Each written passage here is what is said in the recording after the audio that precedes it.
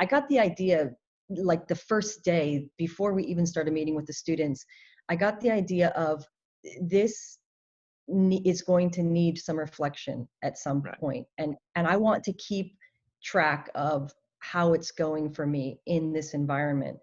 And it was giving me some kind of purpose to my daily routine. I needed to build that in early on in that crisis. And my intention was to do a daily diary in written form because I'm an English teacher. My preferred medium is words. But then I thought, oh, I'll never get to it. It won't happen. So I decided I'm going to make these short, under 3-minute videos, and I will just line them up and reflect on what I'm doing in the classroom. I wanted it to be practical. I wanted it to be a reevaluation, sort of like in that idea of planning, implementing, and evaluating process. I wanted it to be part of my evaluation of the new things that I was going to be trying in the classroom. So I do that in the morning, and I just do the 3 minutes and reflect on what was happening in the classroom the day before, or something that sparks my curiosity or interest.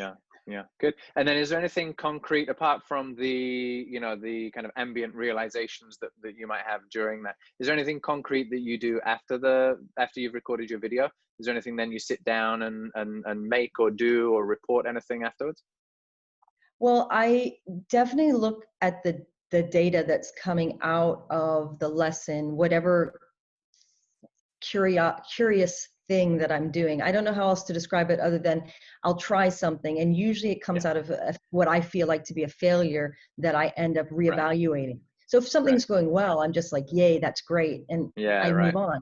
But it's where something doesn't quite work, and then I notice it, then I have to examine it more carefully, look at the data coming out of that, and then reevaluate and adjust. And that's the process that I find most engaging. And including students in that has been successful. So that's what I really liked about the few that I saw, was including the responses and the feedback that you've had from students. So say a little bit more about how that's gone and how the students have responded to that. Well, I just get on there and I say, hey, I noticed that no one did the thing or whatever it was. And then I'm like, can you tell me why? And they are super honest, and they will just tell you, Miss, it was too long. Too long, didn't watch. Kind of thing. And they, I was like, okay, so what can I do to make that better?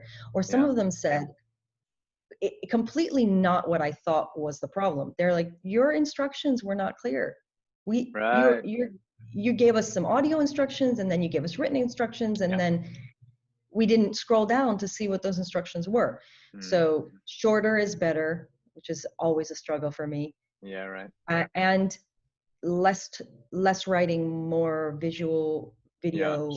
Sure. Something like that. But that's what they told me, because the instructions were unclear, because they had to click from one place to another place. Multiple clicks is also danger zone. I think it's that centralization that helps, right? Yeah, definitely. And they told me the honest truth, and then I went back and said, oh, okay, great.